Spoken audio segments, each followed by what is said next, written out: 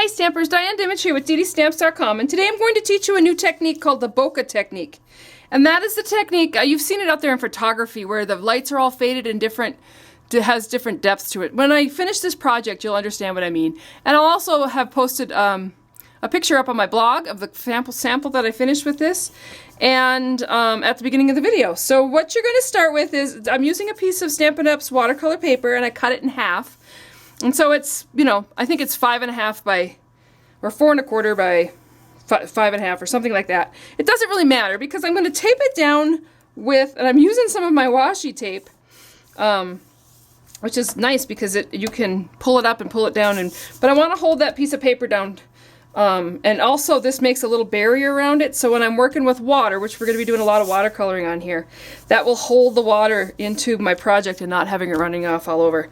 So I'm going to start with an Aqua Painter, and I had just added some water down into this tube. You unscrew this and put water in there, and then you've got a continuous flow of water out of the Aqua Painter.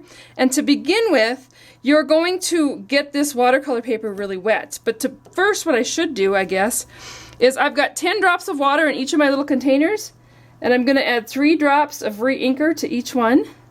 I'm hoping that's a good combination, and this is Daffodil Delight, Melon Mambo,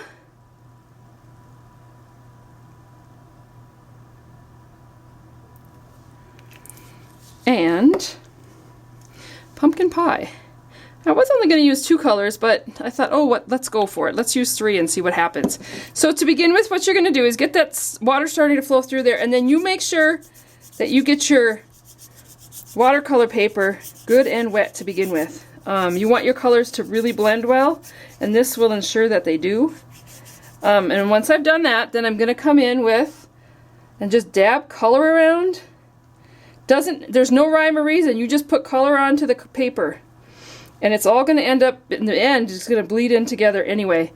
And then come in with some Melon Mambo.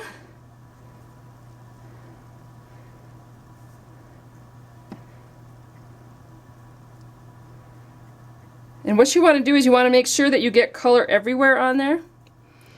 And you don't have any white spots left. Good luck with that. Like I said, this is a messy technique. But that washi tape is going to hold that ink right into the center of my project and hopefully hold down the warping of the paper just for this technique.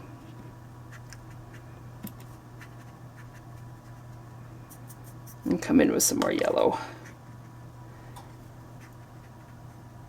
You want to make sure that you use colors that blend well together so you don't end up with everything a nice shade of brown. And I just think these colors are fun together. And now all I'm doing right now is just making sure I have no white spots. I want the whole piece of watercolor paper to be colored. And I love it just like this, actually. But wait till you see the finished product. Okay, so that's the hardest part. No, that's not the hardest part. So there you have it. That's all you need to do to begin with, and then we need to wait for this to dry. And if you want to hurry up that process, you can take a heat gun to it, which I just may do that to speed up the process. And I will be right back. Okay, Stampers, once that your watercolor piece is dry, and I did take a heat gun to this just to speed up the process. I went ahead and took it right off, and you can see where I had that washi tape around the edge, but it doesn't matter because I'm going to cut this piece down when I'm done with it anyway. So what I did is I took my circle framelits, so my pack of framelits, that looks like this. I took a few of those out, and I cut a piece of acetate and just made a stencil for myself. So it's just a bunch of different circles. And I'm going to lay this down here, and then come in with a sponge dauber and a fairly wet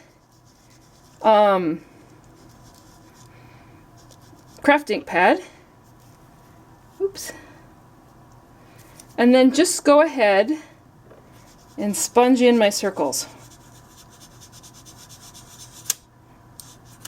And you're going to do these at all different Lots of different ways, but you can just see how I just go around in a circle and get the ink in there. Oops.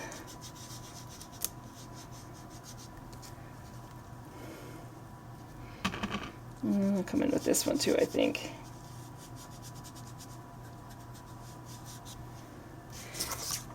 And I don't know if you can see this, but as I work through this, you'll be able to see it.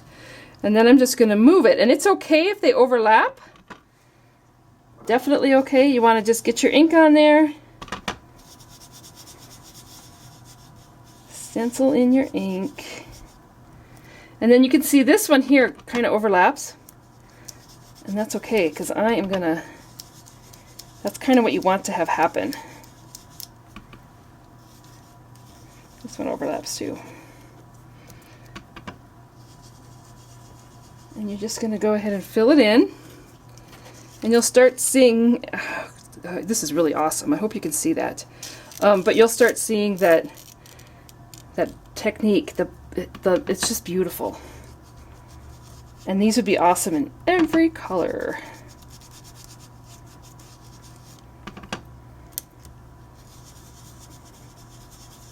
You do want to make sure that your watercolor paper is dry when you're doing this, or it'll just end up kind of smudging and smearing. But overlap them. That's kind of the look you're looking for.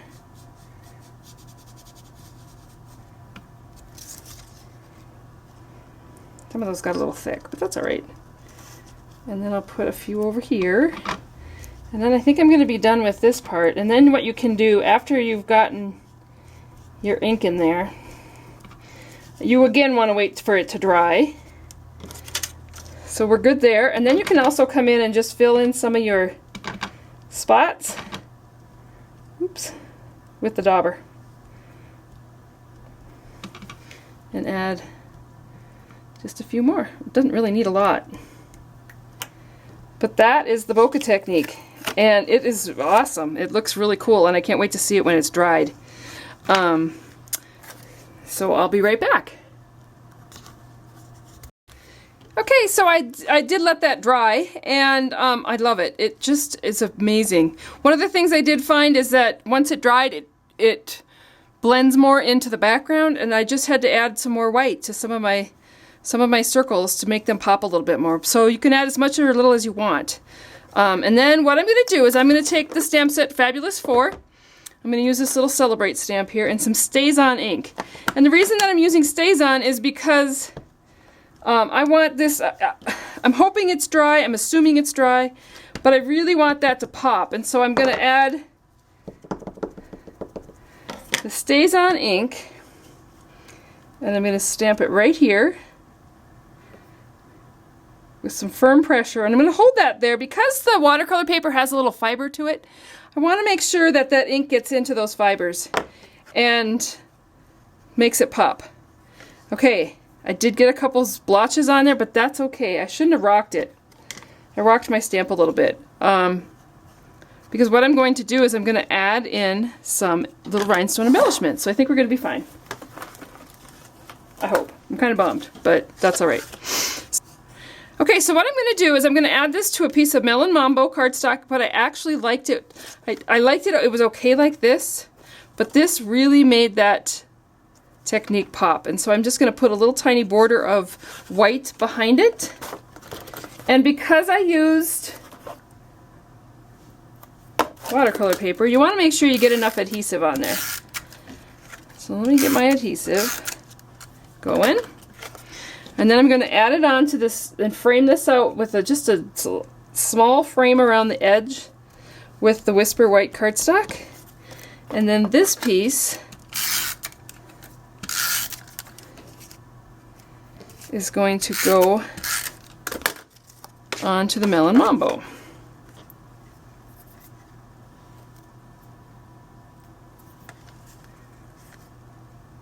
Like that.